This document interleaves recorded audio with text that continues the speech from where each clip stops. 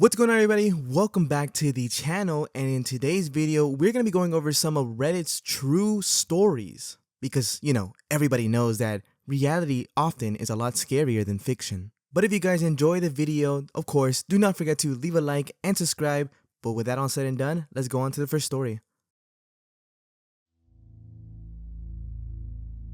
Our first story comes from Reddit user Peter_Puck, and the post is called "My wife stepped on something in the lake. The next day, they found a body."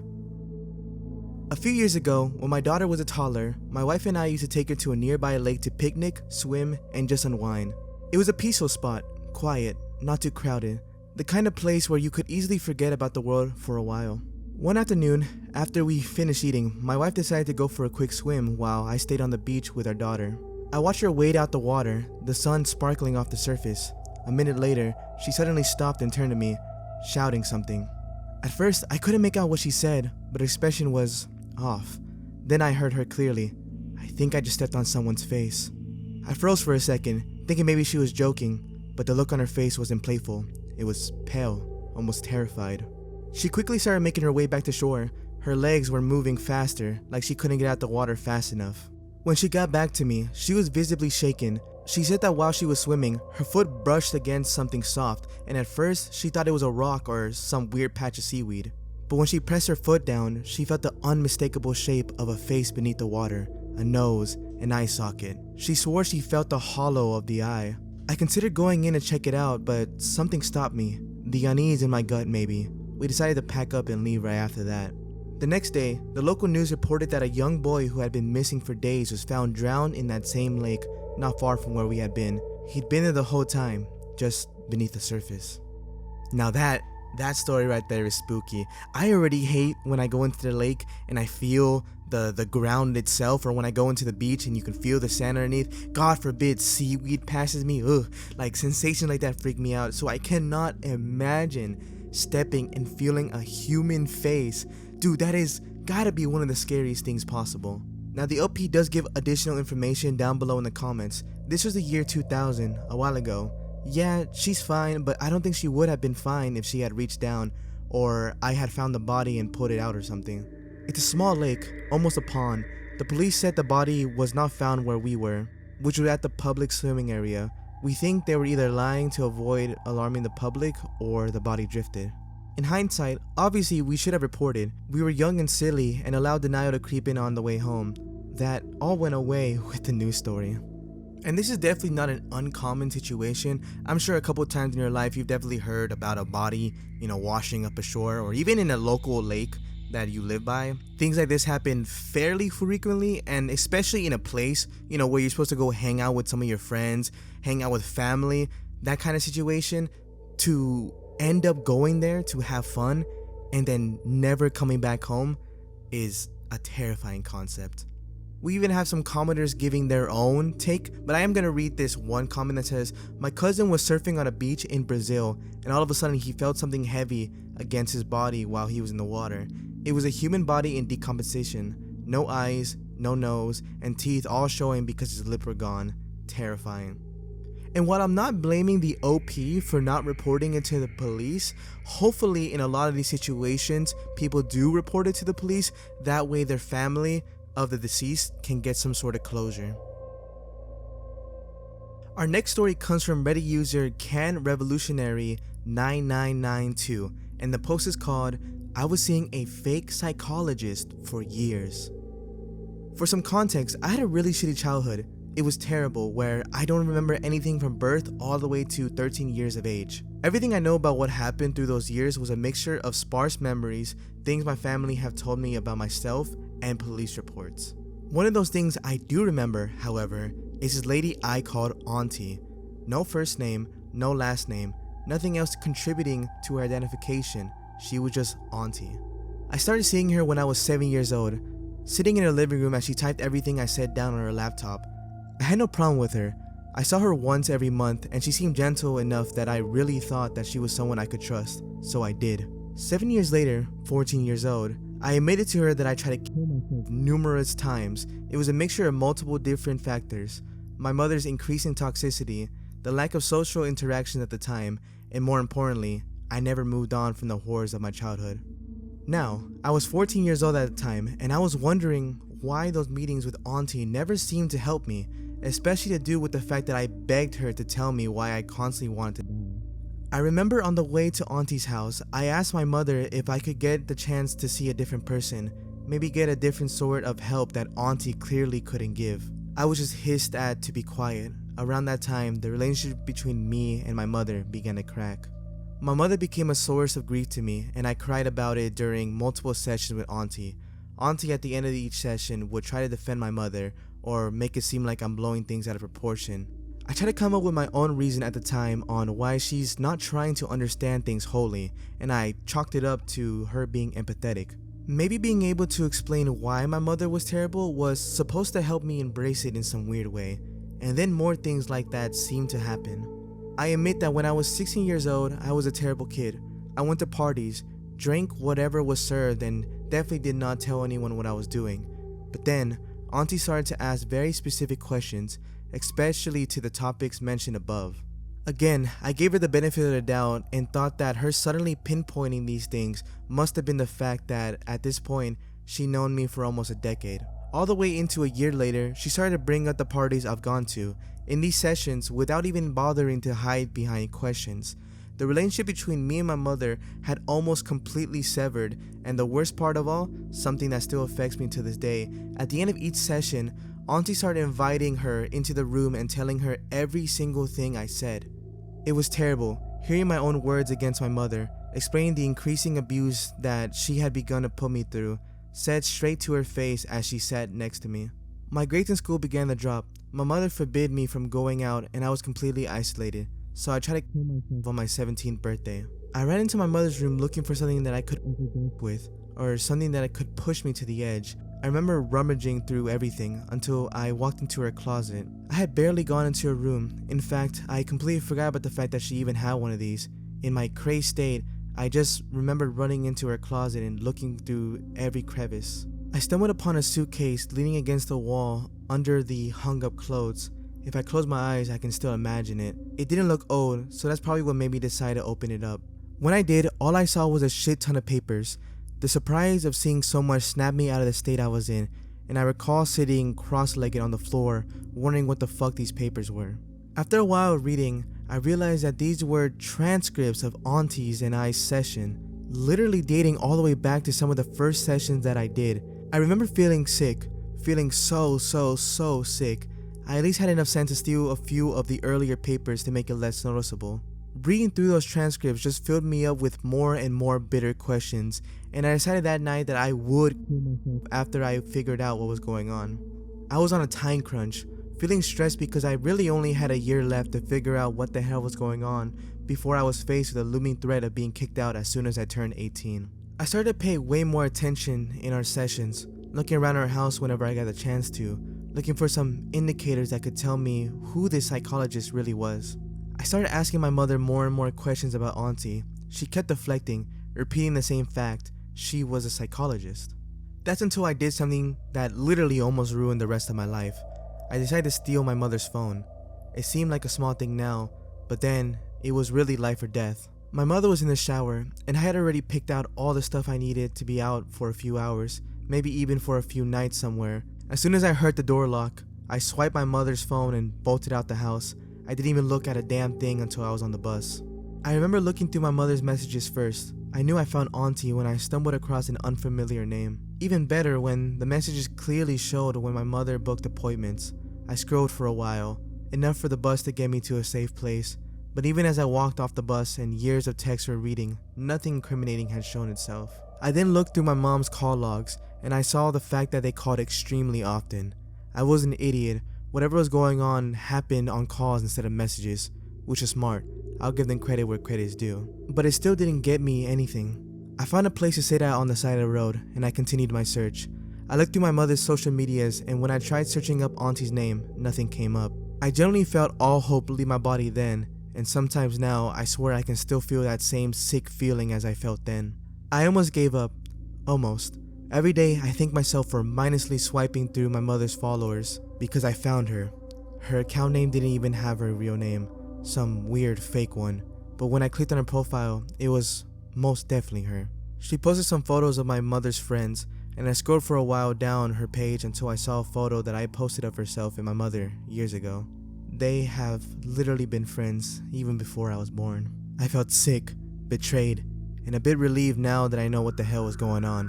Why my mother had transcripts, why auntie didn't even think twice before telling my mother every single thing I said, why she defended her. I didn't even bother to find a place to stay that night. I just went back home. I got beat black and blue for doing something that didn't deserve any forgiveness. It didn't hurt at all compared to what I found earlier that day. All I asked my mother that night was, "Who is auntie really?" She couldn't even answer that. A few years later, I was in my first year of university. I had the chance to move out of my mother's house as soon as I got the chance to, with an old friend taking pity on me and allowed me to stay with him since we applied to the same university. He's one of my best friends now, LMAO. What finally gave me closure in some bittersweet way was clearing out my Instagram. I deleted people that I didn't care about or didn't know. My heart dropped when I saw a familiar username in my followers. I didn't think about it at all when I searched up the username in the search bar, and what came up was Auntie's Facebook account. This psycho has been following me for God knows how long on my Instagram, and suddenly everything that didn't click finally made sense. The sudden precise questions, why my mother suddenly decided to isolate me from my friends. It didn't even say psychologist or anything of the sort in her fucking bio. Tell me why it said chemistry teacher with over 20 years. FML. I admit that I cried like a baby that night because it had taken me years for me to finally understand why two of my main female models seemed to despise me. Still, to this day, I mourn the fact that most of my early adult years are being used to heal from everything in my childhood, instead of going out with newly made friends and giving my all to university. It sucks. Everyone who hears my life story agrees on the fact that there's something wrong with them. I just wish I knew that sooner. 2 days ago, I had my first session with a real psychologist. Trust me, I did my research. I felt almost ashamed when I blurted out the reason why I'm sitting in this guy's chair. But he just smiled and told me we have a lot more work to do. Yeah, we do, lol. I decided to post about my experience just in the slight chance anyone had a similar experience with therapy being fucked up, or they feel like they've been living in a hole their entire life. I promise you guys, it gets better with a little luck and surrounding yourself with the right people at least. Anyways, auntie, let's not meet again. A story full of complete betrayal from childhood to even adulthood. And the fact that this guy had to go out of his way to find everything, and then when he did find something out, he was beaten relentlessly by his mother. I swear, most of the time in these stories, it's mothers who give the most psychological effects and trauma. I feel like when it comes to guys, they're either just not there in their children's life, or they just beat them relentlessly with no real reason. But I feel like mothers go out of their way to specifically give the most trauma that they can to their child. But honestly, I don't know if OP can do this, but I'd probably call a lawyer. I think you have a chance to hurt them. I really do. And I feel like if you have a chance to hurt somebody who did you wrong, you should definitely take that chance, because these two people should not continue doing what they're doing without any sort of repercussions.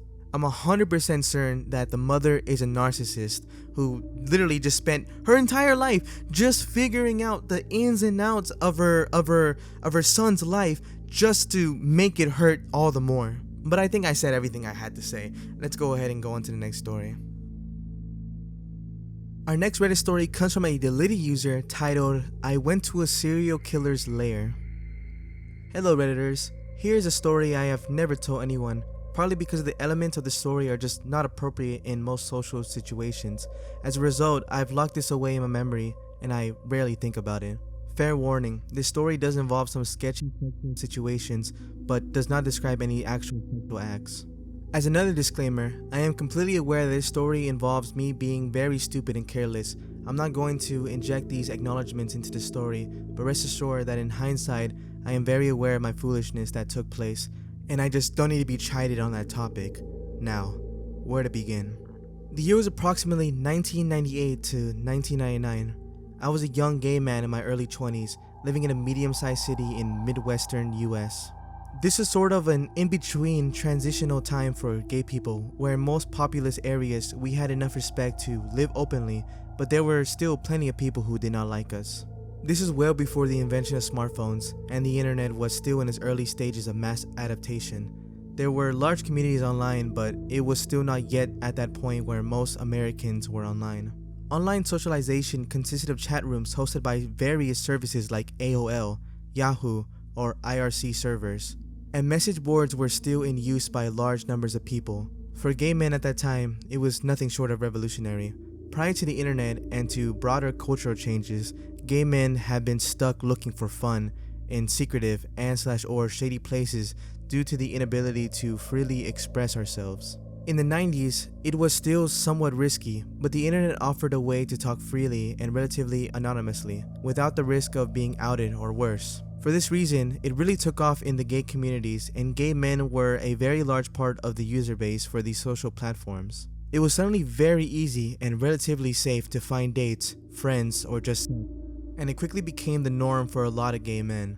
On the other hand, being such a new communication tool for most of these people, we were sometimes blind to its risk. Being an attractive man in my prime, I made liberal use of online communities to find dates. That is to say, I had plenty of hookups. My city had a decent number of chat rooms and personal messaging boards, and I had mostly great experiences.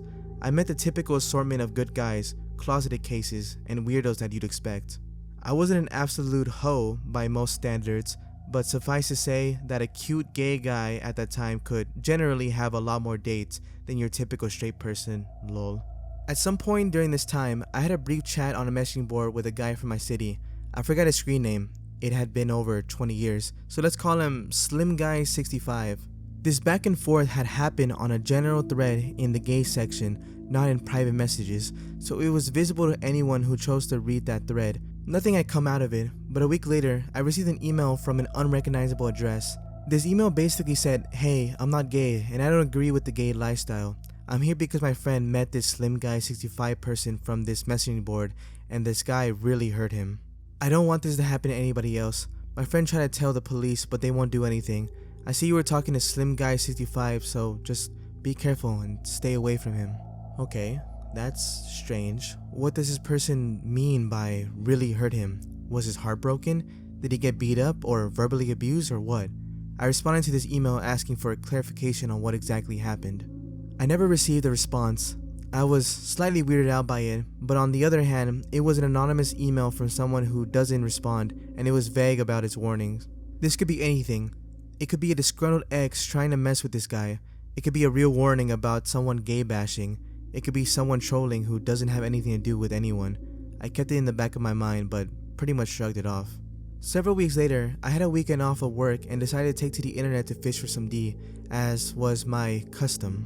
Lo and behold, I had an email response to a personal ad. It was Slim Guy 65. He was offering to meet at his place to hang out and just have a good time. Wink wink, nudge nudge. I won't go into detail, as I recall there really wasn't much detail discussed other than the small talk and intros we'd done previously. Nothing about this guy was really sounding interesting to me, but I had no other offers that day, so I decided, why not? Let's go see what this dude is about. As I typed my reply, I suddenly remembered the strange email that I received warning about this person. I went back and reread it, still vague, still presenting more questions and no answers. Should I take this anonymous warning at face value and just ignore SG65? I decided to go check him out anyways.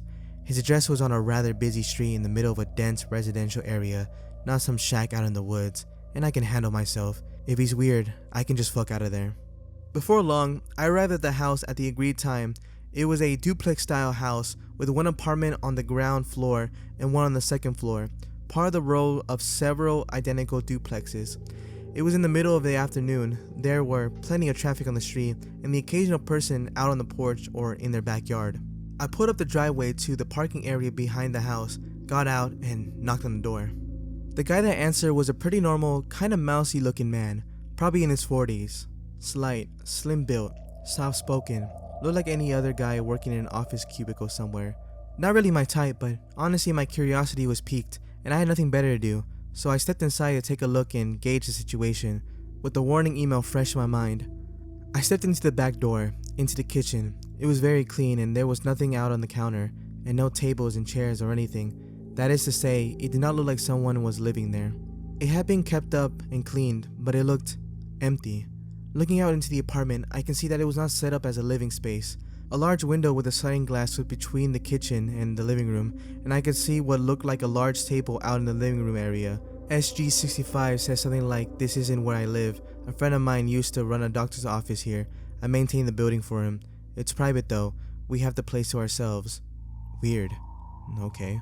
He shut the back door and locked it, with a key dead bolted, the kind where you need a key to open it, even from the inside, and put his key in his back pocket, saying, "So, what do you want to do?"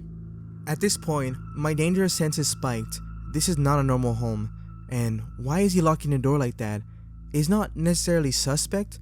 A lot of people have that sort of lock on their door, and the door has a window, so it even makes sense. Still, something is not right here. I can tell, and now I'm locked in. I asked him why he locked the door like that, which immediately flustered him. He looked rather nervous, and his voice was a little wavery and halted. Not quite stuttering, but almost. He said, well, we don't want someone to come in and interrupt us, right?" Flashing a weak, unconvincing smile.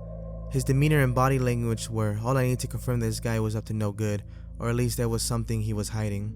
However, I can tell that I was intimidating him. He is not a particularly muscular kid, but I have a larger frame. Like, even when I was at my very thinnest, I was still wearing a size L top and a 36 waist pants, so I looked big, which people tend to interpret me as being stronger than I really am. Also, I'm not a tough guy at all, but I have a resting facial expression that made me look like a badass thug. People who don't know me often assume that I'm rough or something. I sometimes use it to my advantage while I can, because before long, a new acquaintance will eventually figure out that I'm a total wimp, lol. But this was definitely an occasion to play up the tough guy appearance, and I did exactly that. I put on my best steely face and told him to unlock the door and that I don't want to be locked in here. He looked for a moment like he was going to pee his pants, then he said, "Okay, alright, I'll unlock this." He unlocked the deadbolt, and I just come lock the knob here. And he turned the little dial that locks the doorknob. That was fine with me. I continued to stare at him until he said, "I'll leave the keys here on the counter, right here," and he set his keys down near the sink. I was relatively satisfied with that answer. At this point though, my adrenaline was flowing. I was almost in full fight or flight mode, but I was kind of stuck in place. This guy was between me and the door. I was freaked out, but this little weasel did not appear to pose any immediate physical threat to me. I could tell that his pant pockets were empty and that I was intimidating the living hell out of him. I didn't know yet exactly what to do. Now, keep in mind that despite my word description, this all happened very quickly, without any really long pauses. It had only been maybe 1 or 2 minutes since I stepped in the door. This all happened at the pace of a conversation. The guy was obviously nervous and trying not to appear so. He said, "Well, let's go in," and walked a wide path around me through the kitchen into what would normally be a living room, and towards the hall to the right from there. I was familiar with this floor layout. It was very common in this area. The hallway would lead to 2 small bedrooms with a bathroom in between them. I hesitated, thinking I should just walk out the back door and take off, but really, now I was super curious. I knew there was no way in hell I'm doing anything with this guy, but I kinda wanted to see what was going on in here. Also, I'm confident that he can't take me if it comes to a fight, so I slowly headed towards the living room. It felt like I was walking in slow motion. From the kitchen entrance, I could see a large rectangular stainless steel table taking up a lot of the living room. I remember thinking it looked like a surgical table. It looked like it could raise and tilt, and it had a receding channel running all the way around the edge. In hindsight, I now know what it was. It was 100% a mortician's table. Dude had a mortician's table in there, but at the time, I thought it looked like a medical table of some sort. There was some other office type cabinets and stuff around, I think, but now all I remember is that there was a table in the room. The large front window looking out onto the street was covered by vertical blinds that were closed. SG65 said something like, "This used to be a doctor's office, like I said. Come on back here." The hallway revealed the room setup that I expected. The first bedroom door was closed. The second door was open to a small, very clean bathroom. At the end of the hall was the other bedroom, which looked like, if the doctor's office story was true, had at one time been converted to an exam room. He said, "We can go into that room if you want. Go ahead, take a look," and he stayed by the other closed bedroom door. The back bedroom door was open, and I could see that the walls were covered in a honey-colored wood paneling. the type you may see in a den or office that hasn't been updated since the early 1970s. I slowly took a few steps down the door, trying to be very aware of what Mr. Creep was doing behind me. He didn't move. When I go to that room, the first thing I noticed was the door had a key dead-bolted lock, like the back door. This room locked from the outside. I wonder if there was a lever on the inside, but I pretty much knew the answer to that question without needing to check. I also saw a chair, a non-swiveling plastic chair with thin metal legs sitting near the center of the room. The room had old, dark carpet and those wood-paneled walls. I noticed that the walls were completely paneled with no windows, and I know the room had at least one window, probably two, so whoever did the paneling went over the windows. There was also a phone in there, plugged in and sitting on the floor. It was an old office phone, probably from around the 80s or early 90s, dingy beige plastic with several buttons to manage different phone lines. Just sitting on the carpet near the wall, with a chair at a slight distance facing the phone, there was nothing else in that room. I was standing at the threshold of the room with one foot slightly in, absolutely not going past that door. I looked back at the dude. He was still standing by the other door, just nervously smiling at me, trying hard to look casual, but obviously very nervous or something. He said something like, "Well, what do you want to do?" Instead of answering, I felt around the back side of the deadbolt lock. Sure enough, there was nothing there but the small wood of the door. It also dawned on me that I did not see a light switch anywhere from the ceiling lamp. Where was the switch? Who knows? It should have been just inside the door, of course, but the original switches was covered up by the paneling. He mumbled something about not having the key to that lock. Don't worry about it. I turned back to face the guy and just said, "What is it that you want to do here?" My skin had gone cold as I realized that I was way too far into this apartment. I was running through my options in my head. What is this guy gonna do? He doesn't appear to have any weapon or anything in reach, but who the fuck knows what goes on in this place? What are you trying to do? He was almost totally derailed by that. He stammered out, "Some hot man-to-man fun?" with the weakest smile I've ever seen, looking like he was just a hair beneath away from panicking. This sounds comical, but really, that sentence is probably the most chilling part of the entire experience for me. It was the way he said it, like he had to come up with something on the fly, something that would sound plausible, and he failed. Who says that in real life? "Hey, do you want to have some hot man-to-man fun?" Nobody. It's something you'd see on an advertisement for some cheesy porn site or something. Some hot man-to-man fun? Smiles, quivering lips. That was it. I said, "Nope, I want to go. I'm leaving." He said, okay."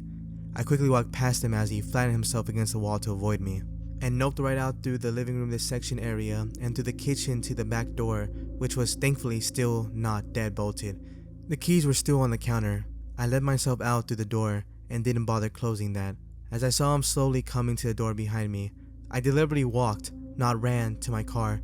Looking back at the building, I could see that, indeed, there was a window facing the backyard area from the panel room. But of course, it was covered up from the inside. Dude was shutting and locking the back door, and I left, heart pounding, skin icy cold, thinking, holy fuck, what was that? So, was this guy some kind of killer?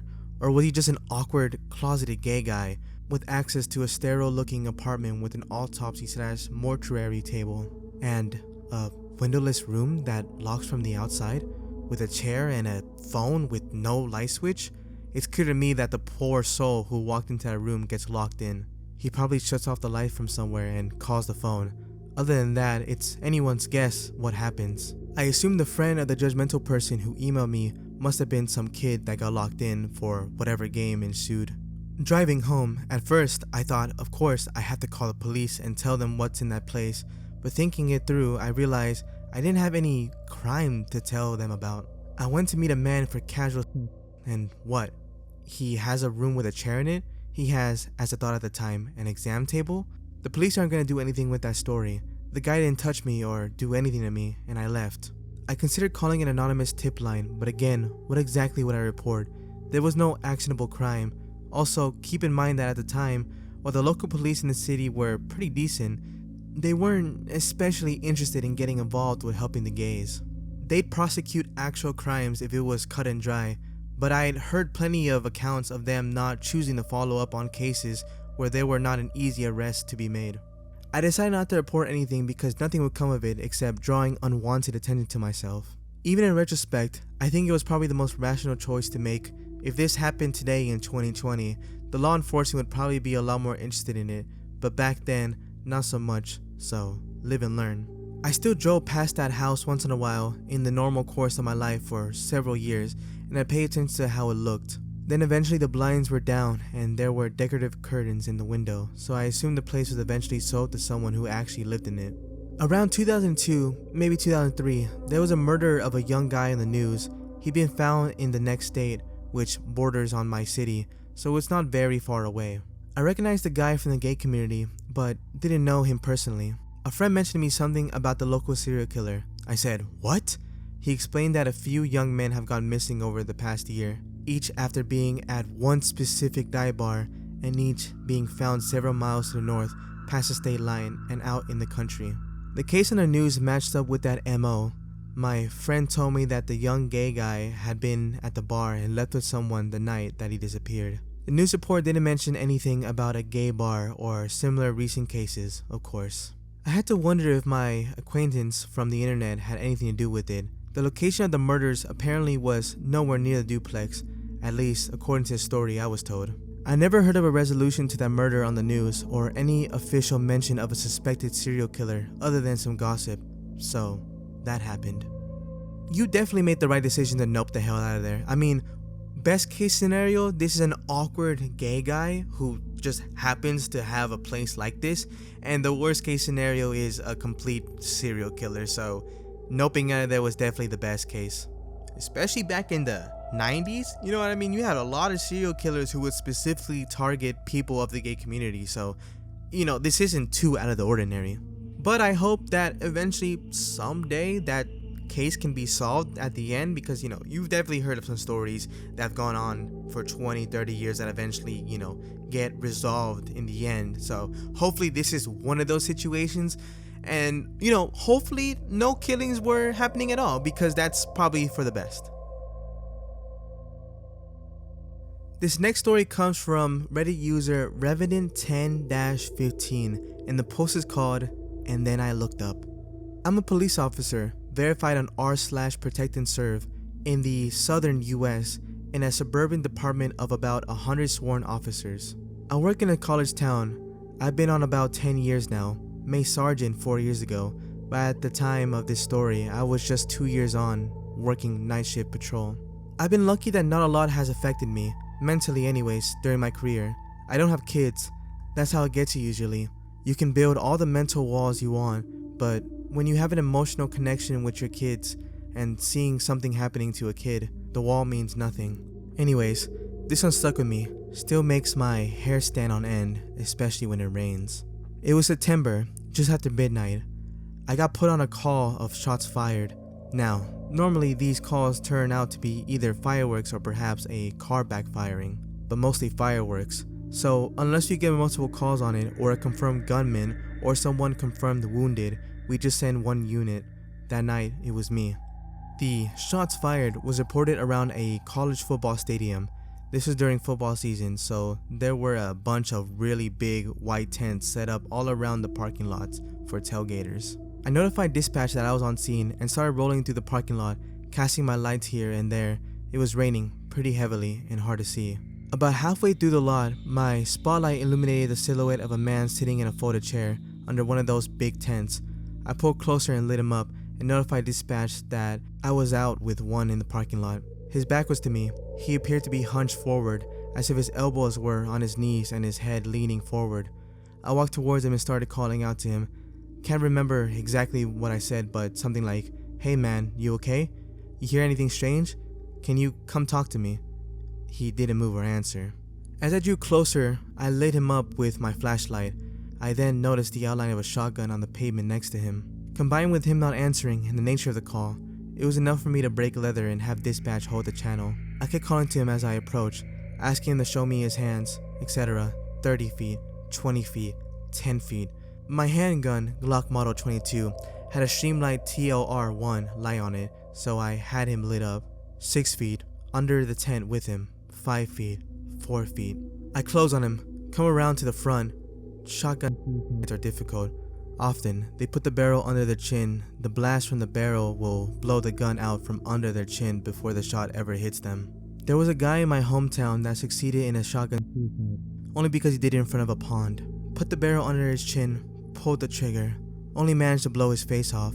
Coroner said he probably ran around screaming through the hole that used to be in his mouth before he drowned in the pond. This guy succeeded, blew his head clean off. You do this job long enough, you notice funny little details. His elbows were indeed resting on his knees. It was as though he blew his head off, set the shotgun on the ground next to him, and then leaned forward and resting his elbows on his knees to think about what he'd done. About that time, I noticed, even though I was under the tent with him, it felt like it was still raining. And then I looked up.